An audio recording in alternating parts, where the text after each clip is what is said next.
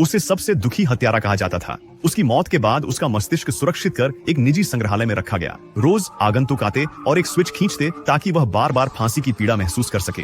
जब उसने दया मांगी तब भी कोई नहीं रुका। सभी को लगता था कि वह इसके लायक है, लेकिन कोई नहीं जानता था कि वह निर्दोष था। वर्षों पहले उसे एक अपराध के लिए जेल में डाला गया था जो उसने किया नहीं था। किसी ने नहीं सुना और उसे मौत की सजा दी गई। फांसी से पहले एक वैज्ञानिक आया और कहा कि अगर वह मरने के बाद अपनी चेतना शोध के लिए बेच दे तो वह अच्छा पैसा कमा सकता है।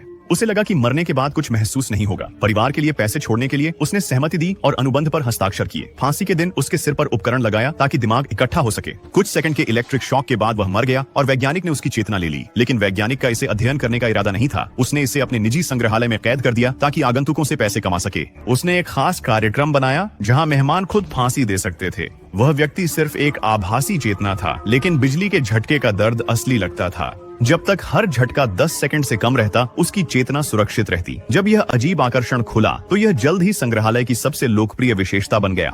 आगंतुक जल्दी अंदर आए। हर झटके के बाद जल्लाद बनने का रोमांच आजमाने को उत्सुक थे। उन्हें एक स्मारिका कीचेन भी मिली जिसमें उसकी दर्दनाक यादों का छोटा टुकड़ा था। झटके रोज चलते रहे। वैज्ञानिक ने बहुत पैसा कमाया पर उसे और चाहिए था, इसलिए उसने कुछ विकृत लोगों को बुलाया जिन्हें दूसरों को चोट पहुंचाने में मजा आता था। उन्होंने झटकों को लंबे समय तक चलाने के लिए बड़ी रकम दी। साल गुजरते गए। आखिरकार उस आदमी का दिमाग टूट गया। उसकी पत्नी संग्रहालय में आई। जब उसने देखा कि उसके साथ क्या हुआ है तो उसका दिल टूट गया। लेकिन उसने अनुबंध पर हस्ताक्षर किए थे और मन की रक्षा के लिए कोई कानून नहीं थे, इसलिए वह कुछ नहीं कर सकी और दुखी मन से चली गई। एक दिन शांत मौसम में एक युवा महिला संग्रहालय में आई। वैज्ञानिक ने उत्साह से उसे दिखाया और उसे बिल्कुल अंदाजा नहीं था कि मुसीबत आने वाली है। उसने जिज्ञासा का नाटक किया और सवाल पूछती रही। जब वैज्ञानिक प्यासे हो गए तो उसने उन्हें विनम्रता से जहर मिला पानी दे दिया।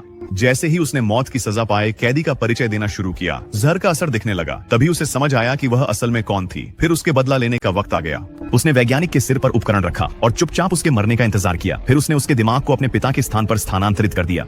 अब वैज्ञानिक खुद इलेक्ट्रिक कुर्सी का दर्द महसूस कर सकता था। अपने पिता को अंतिम अलविदा कहने के बाद लड़की ने स्विच खींच दिया। एक शक्तिशाली बिजली का झटका एक ही समय में दोनों दिमागों से गुजरा। वैज्ञानिक दर्द से चिल्लाया और 20 सेकंड के बाद उसके पिता का दिमाग अंततः मुक्त हो गया। उसने जीवन का लक्ष्य पूरा कर लिया था। उसे एक खास उपहार भी मिला, एक कीचेन जिसमें वैज्ञानिक की पीड़ादायक चेतना थी। वह संग्रहालय से बाहर आई और चाबी के छल्ले को कार के रियर व्यू मिरर पर टांग दिया। अंदर चीखते चेहरे को देख लड़की संतोष से मुस्कुराई।